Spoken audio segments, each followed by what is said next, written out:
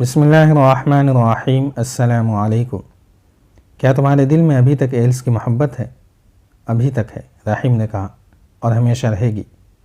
میں اسے اپنے ساتھ قاہرہ لے جا رہا تھا، اسے مسلمان کر کے اس کے ساتھ شادی کرنی تھی۔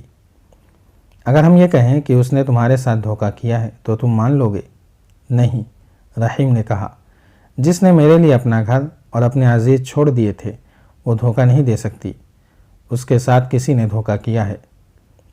اگر ہم ایلس تمہارے حوالے کر دیں تو کیا تم ہمیں بتا دو گے کہ اقرا میں تمہارے کتنے ساتھی ہیں اور وہ کہاں ہیں؟ اس سے پوچھا گیا، اور یہ بھی بتا دو گے کہ تم نے یہاں سے کون سا راز حاصل کیا ہے؟ رحیم کا سر جھک گیا۔ ایک افسر نے اس کا سر اوپر اٹھایا تو رحیم کی آنکھوں میں آنسو تھے۔ افسروں کے بار بار پوچھنے پر بھی وہ خاموش رہا، جس سے ظاہر ہوتا تھا کہ اس کے اندر ایسی کشمکش پیدا ہو گئی ہے جس میں وہ فیصلہ نہیں کر سکتا کہ اس کا رویہ کیا ہونا چاہیے۔ اس کی ایک کیفیت ظاہر کرتی تھی کہ اس کے دل میں ایلس کی محبت بہت گہری اتری ہوئی ہے۔ تمہیں آخر کار ہمارے تمام سوالوں کا جواب دینا ہوگا، ایک افسر نے کہا۔ اس وقت تک تم ہڈیوں کا ڈھانچہ بن چکے ہوگے، تم جیو گے نہ مرو گے۔ اگر پہلے ہی جواب دے دو تو ایلس تمہارے پاس ہوگی اور تم آزاد ہوگے۔ اس وقت تم قید خانے میں نہیں، یہ ایک افسر کا کمرہ ہے۔ اگر تم سوچنے کی مہلت چاہتے ہو تو آج رات تمہیں اسی کمرے میں رکھا جائے گا۔ رحیم خاموش رہا اور خالی نظروں سے افسروں کو دیکھتا رہا۔ افسروں کو ایسا کوئی خطرہ نہیں تھا کہ وہ اس کمرے سے بھاگ جائے گا۔ برآمدے میں پہرا تھا، گشتی پہرا بھی تھا، رحیم بھاگ کر جا بھی کہاں سکتا تھا۔ ایک افسر نے باہر آ کر اپنے ساتھی افسر سے کہا، تم وقت ضائع کر رہے ہو، اسے تہہ خانے میں لے چلو، لوہے کی لال گرم سلاخ اس کے جسم کے ساتھ لگاؤ، ساری باتیں اگل دے گا۔ نہیں بولے گا تو بھوکا اور پیاسا پڑا رہنے دو۔ میرا تجربہ مختلف ہے میرے دوست، دوسرے افسر نے کہا۔ یہ نہ بھولو یہ مسلمان ہے۔ تم نے اب تک کتنے مسلمان جاسوسوں سے راز اگلوائے ہیں؟ کیا تم نہیں جانتے کہ یہ کمبخت ایک بار ڈٹ جائیں تو مر جاتے ہیں، زبان نہیں کھولتے؟ یہ شخص کہہ چکا ہے کہ ہماری ہر اذیت اپنے گناہ کی سزا سمجھ کر قبول کر لے گا۔ یہ کٹر مسلمان معلوم ہوتا ہے۔ یہ تہہ خانے میں جا کر بھی کہہ دے گا کہ وہ کچھ بھی نہیں بتائے گا۔ ہمارا مقصد اسے جان سے مارنا نہیں، یہ معلوم کرنا ہے کہ اس کے ساتھی کہاں ہیں، اور یہ معلوم کرنا ہے کہ انہیں اس حملے کا پتہ تو نہیں چل گیا جو مصر پر کرنے والے ہیں۔ ان کے باپ کو بھی پتہ نہیں چل سکتا، دوسرے افسر نے کہا۔ ہائی کمان کے افسروں کے سوا کسی کو حملے کے متعلق علم ہی نہیں۔ یہ جاسوس تاجر کی بیٹی کے عشق میں الجھا ہوا تھا۔ اسے تو دنیا کی ہوش نہیں تھی۔ اسے تو یہ بھی معلوم نہیں کہ اسے ایلس نے گرفتار کرایا ہے۔ یہ ابھی تک اس کی محبت میں گرفتار ہے۔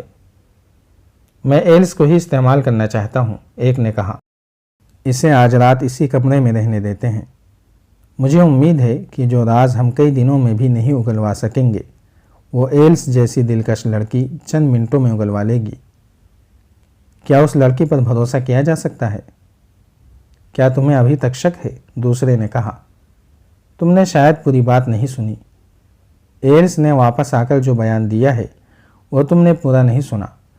اب چونکہ تفتیش ہم دونوں کے سپرد کی گئی ہے اس لیے تمہارے ذہن میں ہر ایک بات واضح ہونی چاہیے۔ ایلس اس شخص کو بری طرح چاہتی تھی۔ وہ اسے ایلیمور نام کا عیسائی سمجھتی رہی۔ ایلس کا باپ اس کی شادی کمانڈر ویسٹ میکارٹ کے ساتھ کرنا چاہتا تھا۔ وہ دراصل اپنی بیٹی رشوت کے طور پر دے رہا تھا۔ ایلس اس جاسوس کے ساتھ بھاگ گئی۔ راستے میں اس نے ایلس کو بتا دیا کہ وہ ایلیمور نہیں رحیم ہے اور وہ مسلمان ہے۔ ایلس نے اسے مذاق سمجھا، مگر رحیم نے اسے یقین دلایا کہ وہ مذاق نہیں کر رہا۔ رحیم نہیں جانتا تھا کہ ایلس کے دل میں مسلمانوں کی کتنی دہشت اور حقارت بچپن سے بیٹھی ہوئی ہے، اور رحیم کو یہ بھی معلوم نہیں تھا کہ ایلس مذہب کی پکی ہے۔ اس نے جان لیا کہ اس مسلمان نے اس کے ساتھ دھوکہ کیا ہے، اور وہ قاہرہ جا کر نہ صرف خود اسے خراب کرے گا بلکہ دوسروں سے بھی خراب کرائے گا، اور آخر میں کسی کے ہاتھ فروخت کر دے گا۔ ہم نے اپنے بچوں کے ذہنوں میں مسلمانوں کا جو گھناؤنا تصور پیدا کر رکھا ہے وہ ایلس کے سامنے آ گیا۔ ایلس کے دل میں مذہب کی محبت پیدا ہو گئی، اور یہ محبت مسلمان کی محبت پر ایسی غالب آئی کہ اسے حقارت میں بدل دیا۔ وہ سب کچھ بھول گئی۔ وہ یہ بھی بھول گئی کہ اقرا واپس آ کر اسے بوڑھے کمانڈر کے ساتھ بیعت دیا جائے گا۔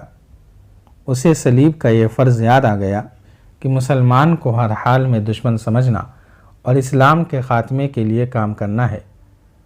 لڑکی چونکہ ہوشیار اور دلیر ہے، اس لیے اس نے بھاگنے کا نہایت اچھا طریقہ سوچا۔ رحیم پر ظاہر نہ ہونے دیا اور لیٹ گئی۔ رحیم اطمینان سے سو گیا تو ایلس گھوڑے پر سوار ہوئی اور ایسی خاموشی سے نکل آئی کہ رحیم کو خبر تک نہ ہوئی۔ راستے سے واقف تھی۔